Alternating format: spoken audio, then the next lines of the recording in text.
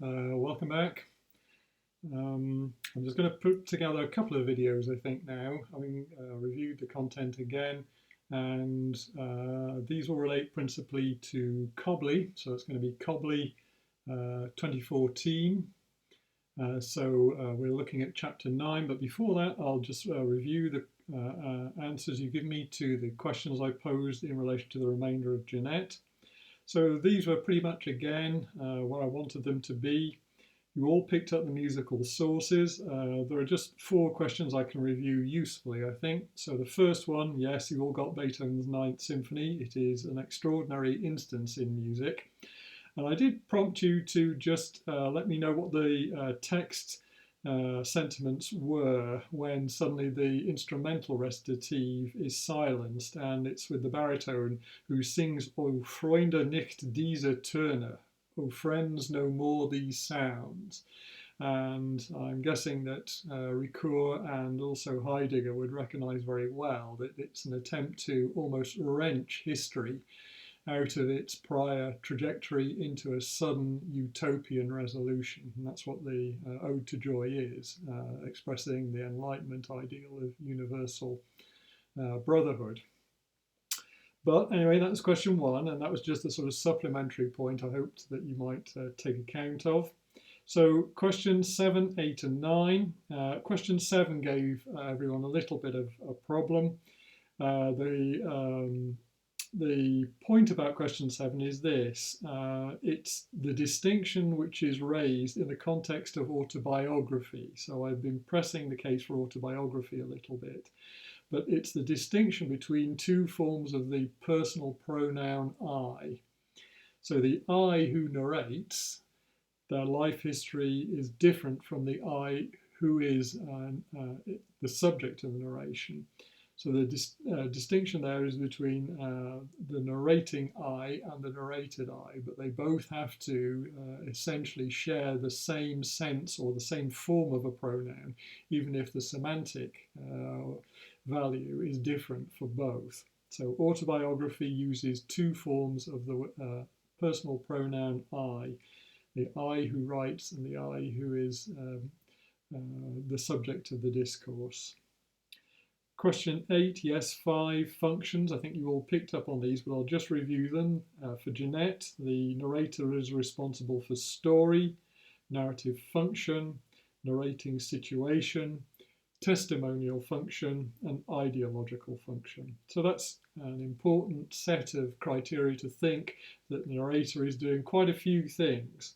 Certainly, if we think about the Brahms song, Von Ewiger Liebe, the narrator there is responsible for setting up the narrating situation, but offers no testimonial view of the relationship between the youth and the maiden, and certainly doesn't offer any kind of ideological decoding either, i.e. does not comment on which of them he believes to be, shall we say, most appropriately positioned in their historical context. But certainly that narrator is directing proceedings. He doesn't speak to the agents directly, but he certainly does organize the text. He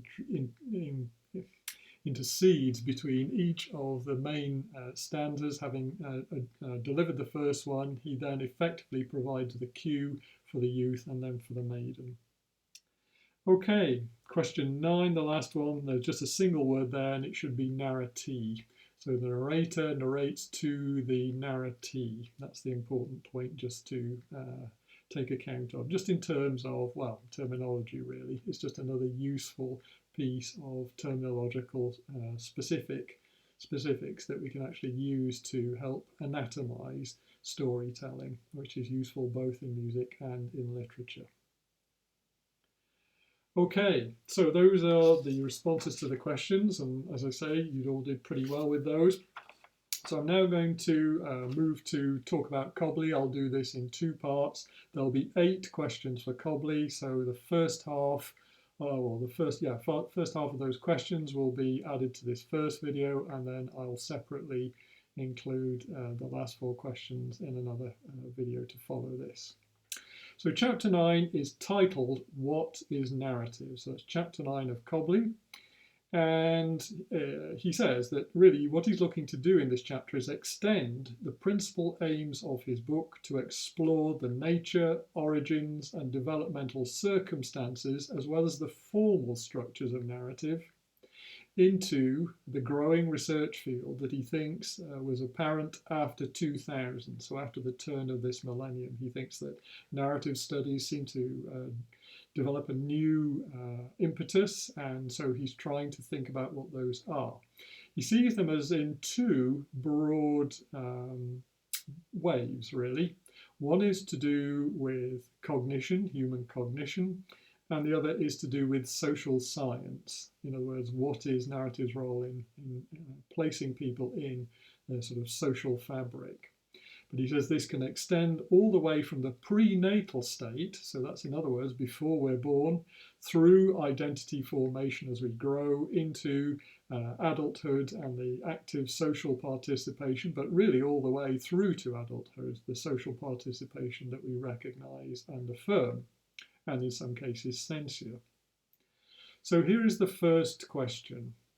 What term was coined, according to Cobley, in Herman 1997 to identify these various developments? So he's thinking about a specific source. He mentions it in the text. What term was coined in Herman 1997 to identify these various developments? Overall, the social dimension is extended into interesting spheres, such as, for instance, disability and conflict resolution studies. So narrative plays its part there also. So here is question 2. What criticism does Patterson, 2008, level against Leboff's sociolinguistic analysis of narrative? So another author, published in 2008, this is Patterson. What criticism does he level against Leboff's sociolinguistic analysis of narrative? We go on to a topic which is very pertinent just at this time, although of course it's so urgent it's difficult to see where narrative can fit. But if we've been to, and I'm sure we have in our lives, into a doctor's office and we sit there and we're asked to recount our symptoms. This is, of course, a kind of narrative. When did you contract what you believe to be an illness or a problem in your life, and how do you feel that it is developed? So that narrative is seen to be certainly central, it's taken extremely seriously in the context of medical diagnostics and also recuperation. So not just what may be wrong, but also the means of recuperation, what we hope will be the consequence of the treatment we receive. So here is question 3. What narrative forms do Smith and Sparks in 2005 discuss in this field? They have two particular narrative forms, Smith and Sparks, published 2005, that they feel are pertinent in this particular field. In the sense of treatment as being beneficial, of course, there is the principle of what we could broadly call hope. And it's also deemed relevant to the study of humans who are incarcerated, that is, prison inmates in correctional facilities.